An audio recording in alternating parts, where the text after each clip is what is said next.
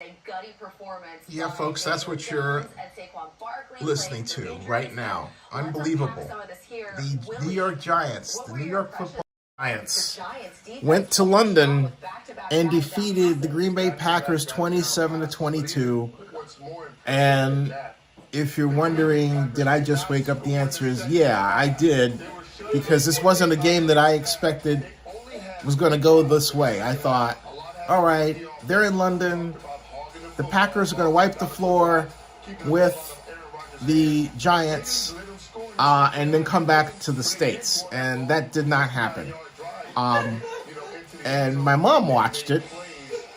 And that's why that's the laughing you hear in the background.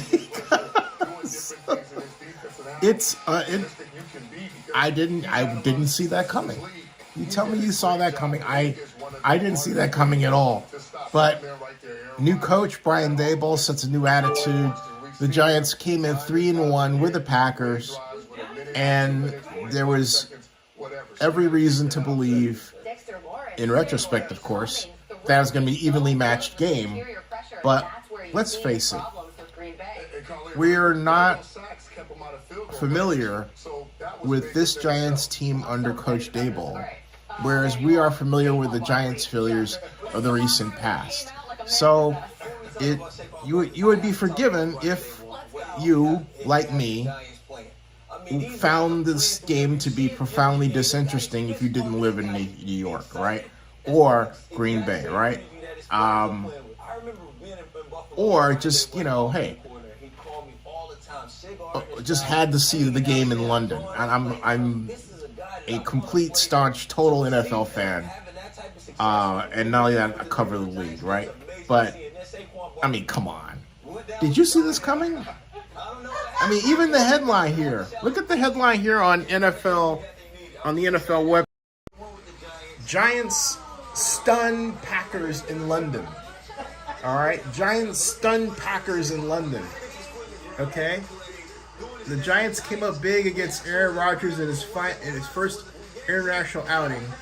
See all the final stats and highlights. And that's exactly what we're going to do. But look at that. Giants stun them, okay? Stun is the word. And we've got to find out what the stats were to get some idea of what happened, right? But the Giants stun them. Stun them. And, okay, I'm going right to the stats right now. And Daniel Jones was 21 of 27. Good numbers. 21 of 27. 217 yards, no touchdowns, no interceptions.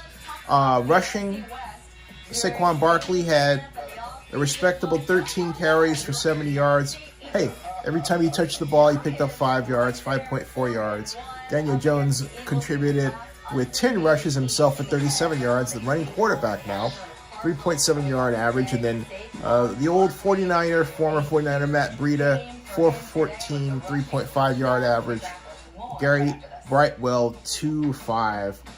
And the other contributors were, not that much. Anyway, okay, those are the stats for the offense, primarily paced by Daniel Jones. So let's see what the Packers did. The Packers, Aaron Rodgers, 25 of 39 for 222 yards, 2 touchdowns, no interceptions. Aaron Jones had 13 carries for 63 yards. This is for a 4.8-yard average. A.J. Dillon chipped in 6 for 34 yards, or a 5.7-yard average, and Christian Watts had 1 for -3.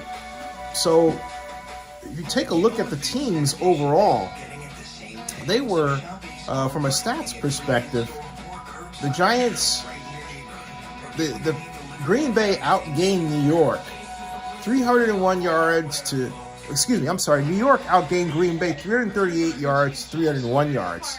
And the Giants had more yards on the ground than Green Bay, but not by much, okay? So the outcome basically reflects the fact that the Giants were slightly better in terms of yardage, which means that even though they were down 27-10 at the half, the Giants did the right adjustments to come back and win the game.